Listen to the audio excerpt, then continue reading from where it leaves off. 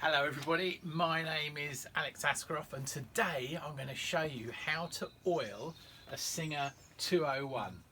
Now, as you know, with my books on machines, the 201 is a fabulous machine and I keep telling everybody. So today we're going to show you how to oil it. I've shown you how to oil other machines, and of course we always start with my little oil bottle with the clear bit of plastic so you can see exactly how much, right down to the last drop, because we only want to put little drops of oil on your machine. And every hole on the 201 is usually an oil hole.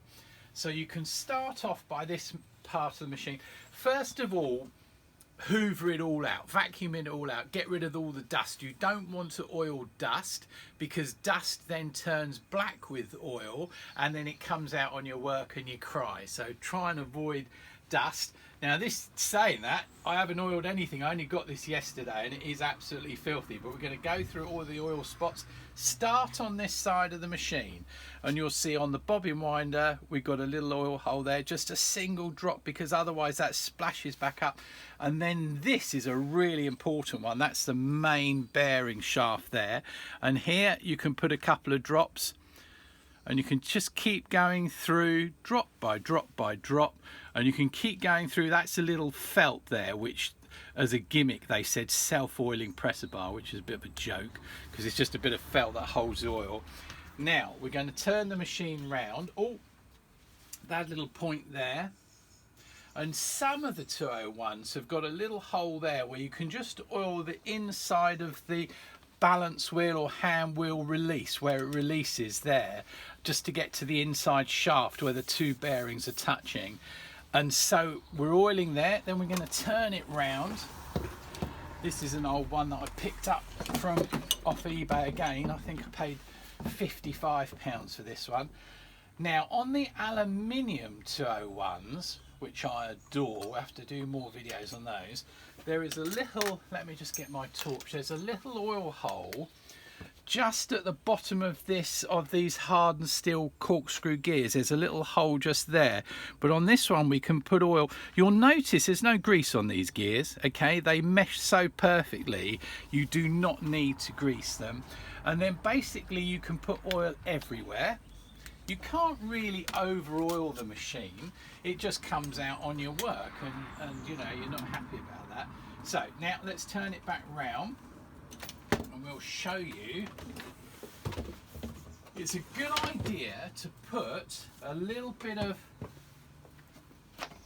kitchen roll underneath the machine, or anything to soak up the cloth, soak up the oil. So get that underneath the machine, and here, make sure I don't scratch it, we're going to lay it back, and here we're going to start oiling again all the points. Here comes a drop of oil there, there, touch it there, there, and you'll see a little hole just at the top there. You see a little hole just in there. That's really important because that's your main lower bearing shaft there. And if you look here, there's another little hole just there. Now you could put a little drop there. It's so important. Now I'm just going to close the machine up again and show you something. There is, let me get a little pointer. Oh, here, that's one. There is a hole on some of the needle plates, on some of the 201s, there is a hole. In fact, you can see there's a hole on this one here as well. There's a hole in the top there.